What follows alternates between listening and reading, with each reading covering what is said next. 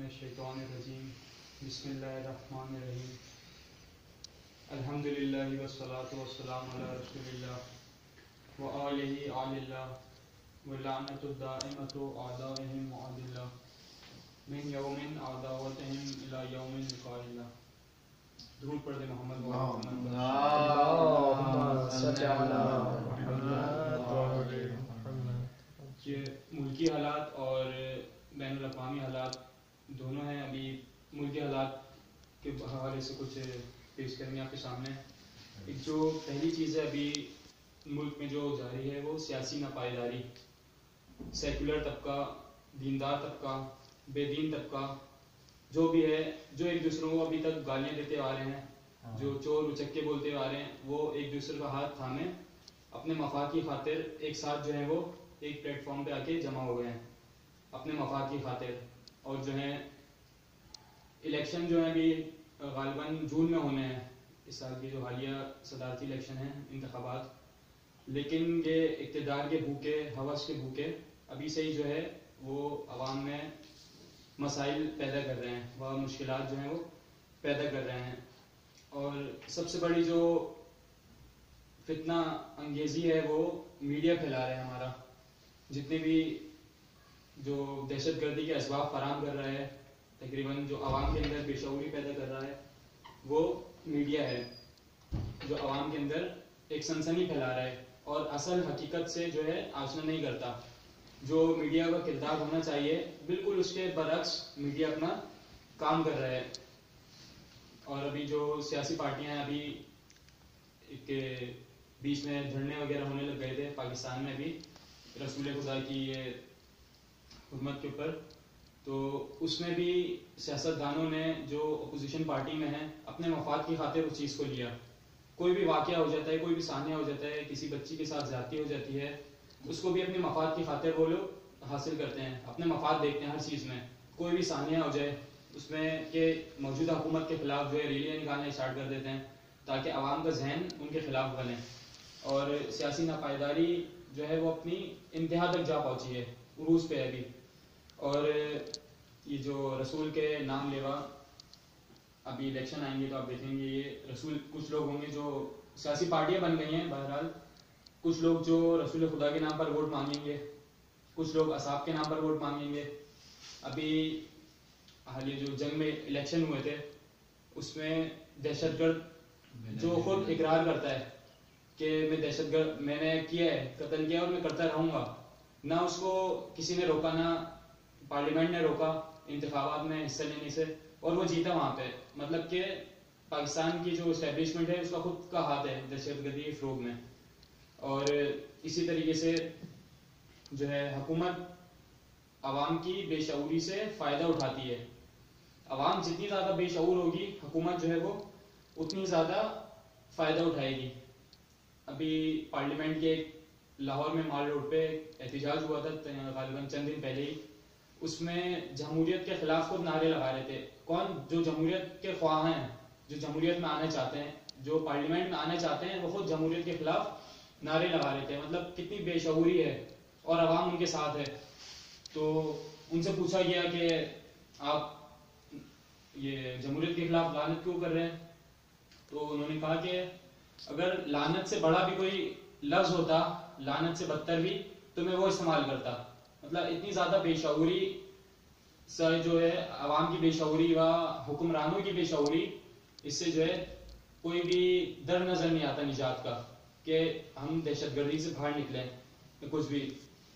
ابھی میڈیا نے سب جگہ دکھایا کہ عالم دین جو ابھی حرمت رسول کے اوپر دھرنے ہوئے تھے اس میں گالیاں دیتے ہیں، گالیاں دے رہے ہیں. اور ان سے پوچھا گیا کہ آپ گالیاں کیوں دے رہے ہیں؟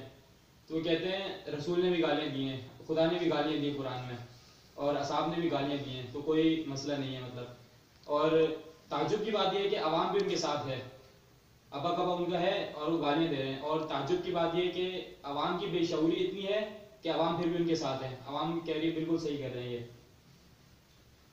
قوم جتنی بھی بے شعور ہوگی اتنا ہی فائدہ حکومت اس سے اٹھائے گی.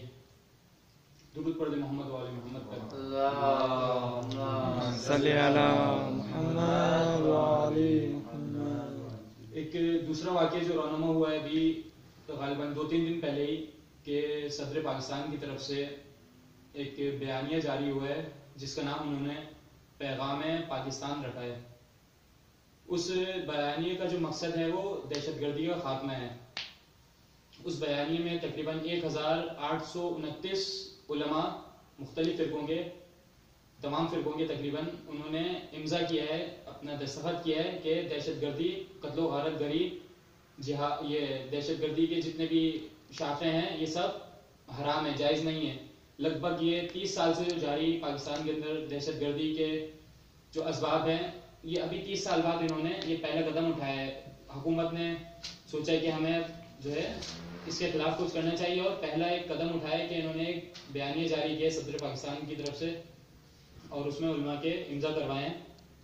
1800 تقریباً 29 علماء نے.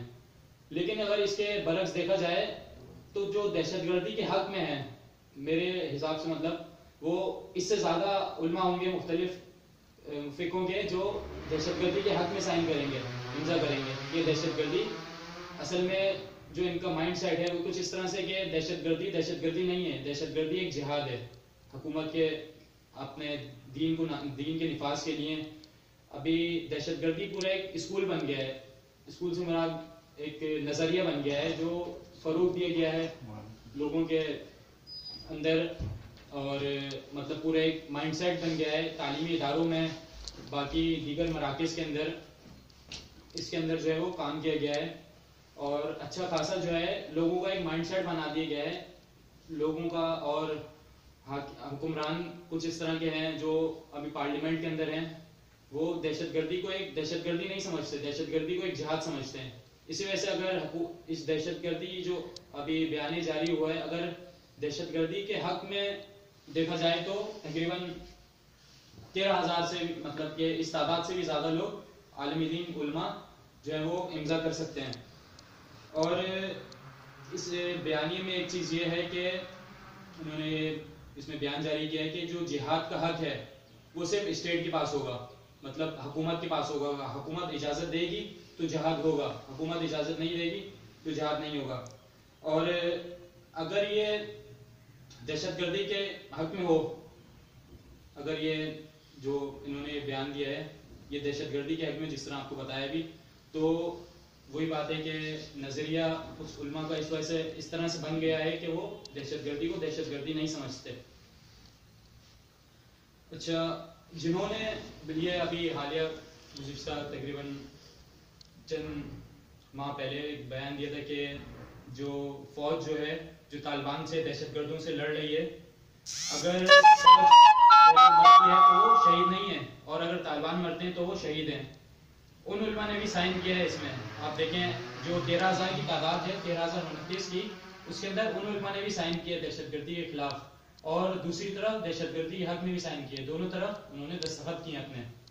اس طرح سے مطلب کام کیا جا رہا ہے ابھی. مطلب اس کا جو رائے حل ہے وہ ایک بیانیہ نہیں ہے. جو 30 سالہ پاکستان میں جو دہشت گردی کی شاخیں پھیلی ہیں پھوٹی ہیں, اس کا ایک بیانیہ صرف ایک حل نہیں ہے یہ. اور دوسری طرف اگر دیکھا جائے تو یہ دہشت گردی کے خلاف جو ایک اقدام اٹھایا حکومت نے, یہ عوام کی فلاح و بہبود کے لیے بھی نہیں ہے, یہ اپنے تجارتی مفاد کی خاطر ہے. کیونکہ اگر ابھی ہم دیکھیں تو چین سے جو ہے تجارتی ان کے مراکز قائم ہوئے ہیں, اور چین نے یہ ایک شرط رکھی ہے کہ پاکستان سے دہشت گردی ختم کی جائے تاکہ ان کے لیے تجارت میں مشکل کم ہو. اگر ہم دیکھیں تو حکومت نے یہ عوام کے فائدے کی خاطر نہ ملک کے فائدے کی خاطر بھی یہ دہشت گردی کے خلاف انہوں نے کچھ نہیں سوچا. اور یہ درست ہے بات کہ اسٹیبلشمنٹ نے دہشت گردی ختم کرنے کا بھی وہ منصوبہ بنایا ہے کہ ہم اس کو ختم کریں گے, اور لیکن اس میں بھی ان کا اپنا پرسنل مفاد شامل ہے. اور اگر دیکھا جائے تو اس بیانیے سے کچھ نہیں ہو سکتا, کیونکہ جو دہشت گردی پاکستان کے اندر ہے وہ کافی ٹھوس ہے, باقی اس کے اوپر بہت زیادہ کام کیا گیا ہے, اور صرف ایک بیانیے سے اس کو کچھ نہیں ہو سکتا. دہشت گردی کے ظاہراً 3 اسباب ہیں. پہلا جو سبب ہے وہ ہے تکفیری سوچ, تکفیری اسکول آف تھاٹ.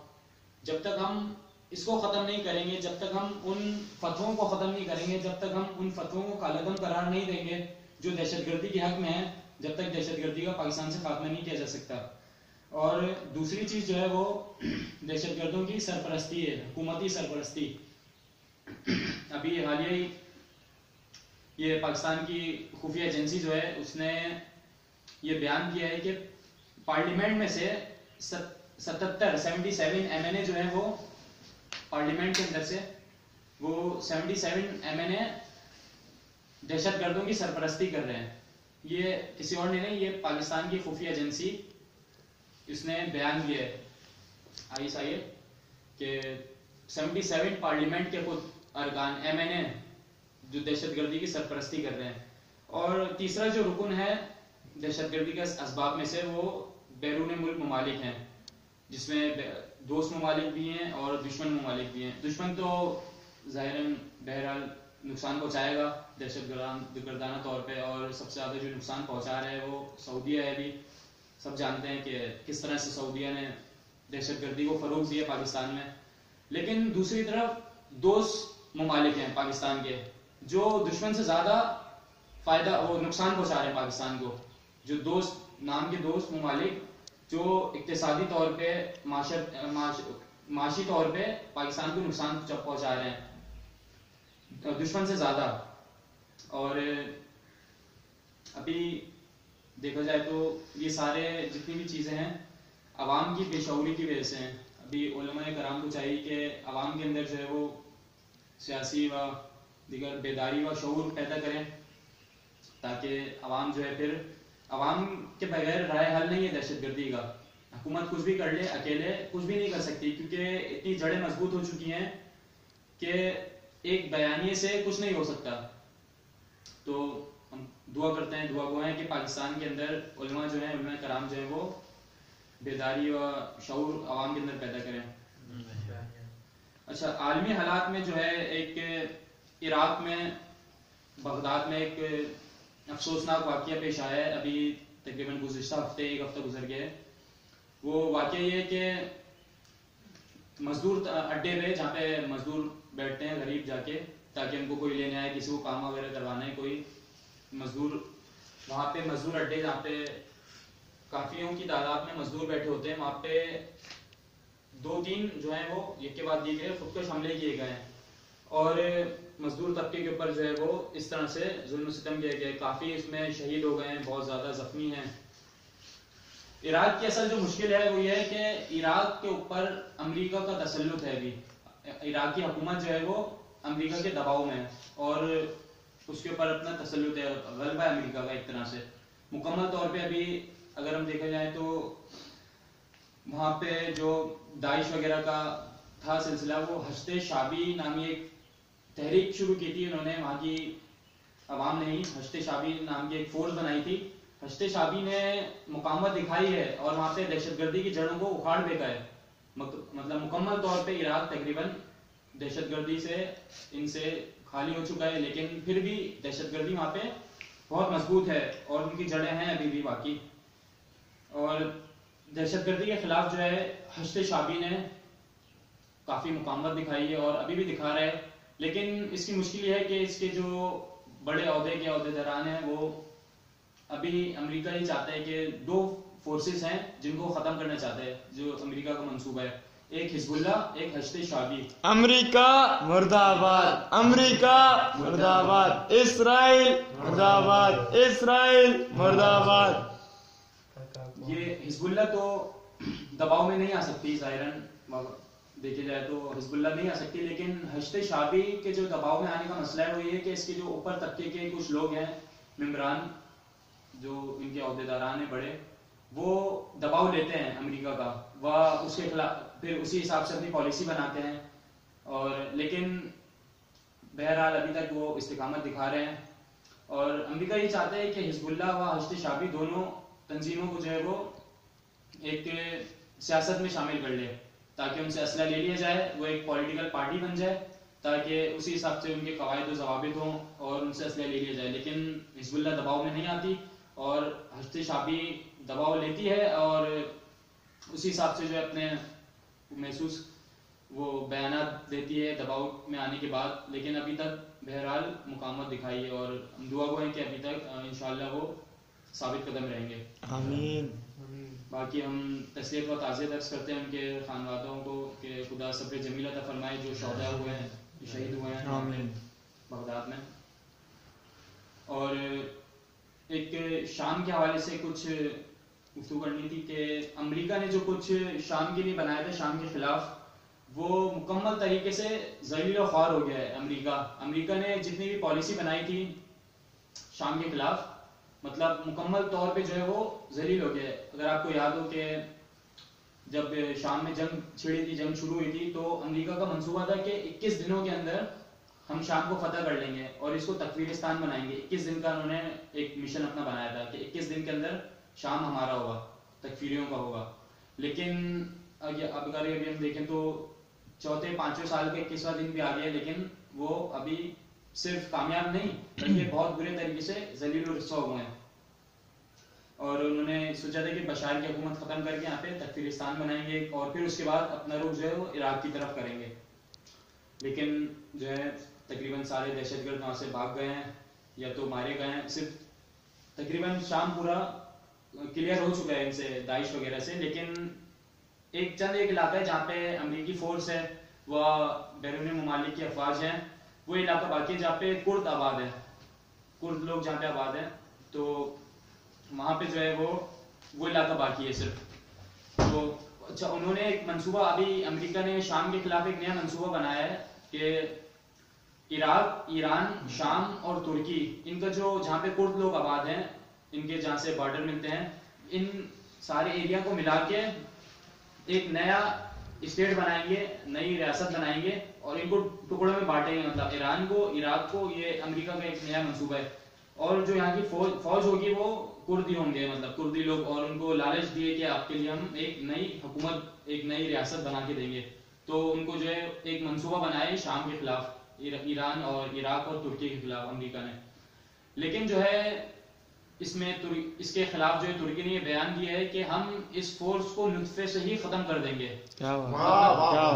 مطلب ہم اس کو پیدا ہی نہیں ہونے دیں گے. اس کو جیسے ہی اگر انہوں نے اسٹارٹ کیے کام تو اس کو ہم بننے ہی نہیں دیں گے. اسرائیل مٹا دے یا اللہ، اسرائیل مٹا دے یا اللہ. امریکہ امریکہ مرد آباد. خامنائی زندہ آباد. اللہم صلی علی یزیدیت مرد آباد. یزیدیت مرد آباد. حسینیت زندہ آباد. حسینیت زندہ آباد. امریکہ مرد آباد. اسرائیل مرد آباد. Donald Trump. مرد آباد.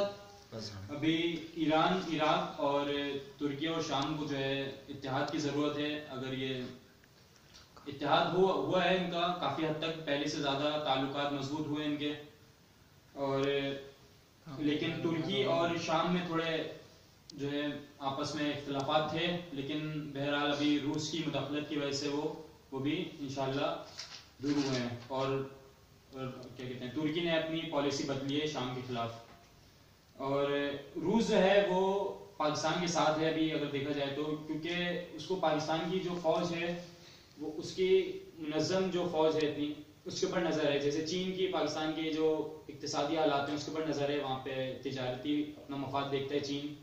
اسی طریقے سے روس جو ہے اس کی نظر پاکستانی افواج پہ ہے، کیونکہ روس کا جو ابھی ایک گول ہے کہ وہ امریکہ سے بدلہ لینا چاہتا ہے. کیونکہ روس جو ابھی ہے، پہلے ایسا نہیں تھا، ابھی ٹکڑوں میں بٹا ہوا ہے. تو اسی طریقے سے روس کا بھی یہی ارادہ ہے کہ امریکہ کو بھی اس نے جتنی بھی ریاستیں ہیں وہاں کی، اس کو ٹکڑوں میں بانٹنا ہے وہاں پہ نا، اتنے ممالک بنانے ہیں جتنی ریاستیں ہیں. تو اس کا یہ ہدف ہے. تو اس کو پاکستان کی یہ جو منظم اتنی فوج ہے، تو اس کے اوپر نظر ہے کہ ہم اس کے ذریعے جو ہے امریکہ کے خلاف جو ہے وہ کام کریں گے. اور ترکی کی وجہ سے جو ہے وہ، بلکہ چائنا نے پاکستان کو امریکہ سے جو ہے وہ مکمل طور پہ حاصل کر لیا ہے. ابھی مکمل طور پہ مطلب امریکہ سے ایک طرح سے کٹ آؤٹ ہو گیا ہے پاکستان کا. اور انشاءاللہ جو ہے جو بالکل ہی پاکستان کا مفاد بھی اسی کے اندر ہے کہ وہ امریکہ سے بالکل لا تعلق ہو جائے. پاکستان کا مفاد بھی ہے یہ، جس طرح امام خوانی فرماتے تھے کہ امریکہ شیطان بزرگ اگر کوئی اچھا کام بھی کرے تو پھر بھی اس کے پیچھے کوئی برائی ہوتی ہے. اسی طریقے سے تو ہم انشاءاللہ دعا گو ہیں کہ ہم سب کے اندر خدا بیداری و شعور